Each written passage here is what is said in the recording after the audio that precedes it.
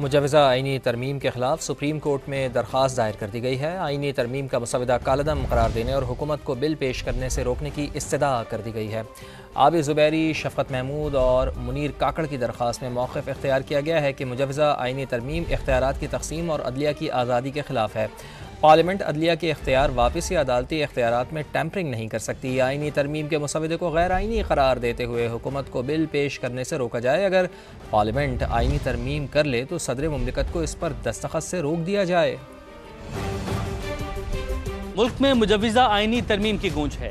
हुकूमत तरमीम पास करवाने के लिए एड़ी चोटी का जोर लगा रही है, जबकि अपोजिशन चाहती है कि ये तरमीम पास ना हो सके।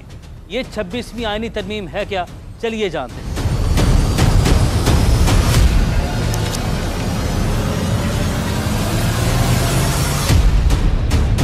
26वीं आइनी तरमीम या अदालती इस्लाहाती पैकेज निज़ाम इंसाफ में कई अहम तब्दीलियाँ तजवीज़ की गई हैं। सुप्रीम कोर्ट का आइनी मामलात में अज़ खुद नोटिस लेने का इख्तियार ख़त्म होगा।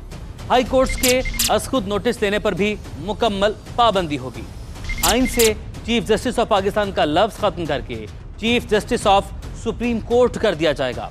मुल्क में विफाकी आइनी अदालत कायम की जाएगी। सदारती रेफरेंस पर समाअत और आइनी तशरीह से मुतल्लिक तमाम अपीलें आइनी अदालत को मुंतकिल हो जाएंगी। किसी जमात को कलदम करार देने का रेफरेंस सुप्रीम कोर्ट की बजाय अब विफाकी आइनी अदालत सुनेगी। सुप्रीम कोर्ट और आइनी अदालत के अलग अलग चीफ जस्टिस होंगे। उनका तकर्रुर कौमी असम्बली की कायम करदा 8 रुकनी कमेटी करेगी।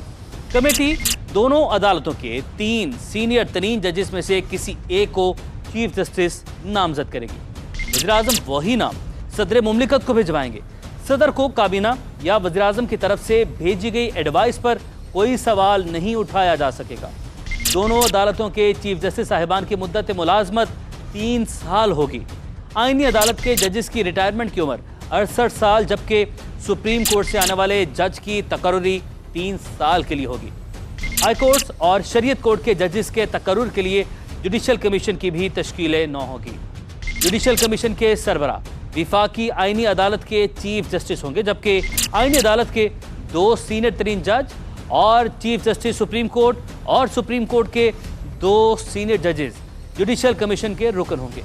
कमीशन में वजीर कानून, अटॉर्नी जनरल, सीनियर एडवोकेट और कौमी असम्बली और सेनेट के 2 अरकान शामिल होंगे। जुडिशल कमीशन किसी भी जज के दूसरी हाई कोर्ट में तबादले का मजाज होगा।